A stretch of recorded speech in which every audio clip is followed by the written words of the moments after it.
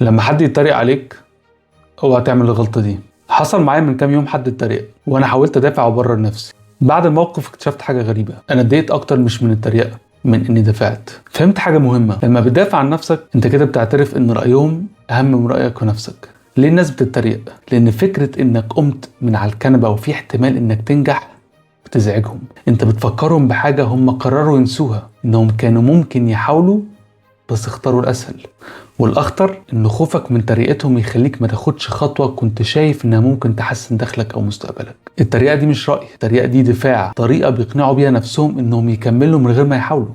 فلو حد تريق عليك ما تبررش، السكوت مش ضعف، الدفاع هو الضعف. انت مش محتاج تثبت حاجة لحد غير لنفسك. وافتكر الجملة دي كويس، مش كل الناس هتتفق عليك، واللي بيتحرك دايما بيتهاجم، واللي واقف فاضي دايما عنده وقت يتريق. سيبهم يتفرجوا.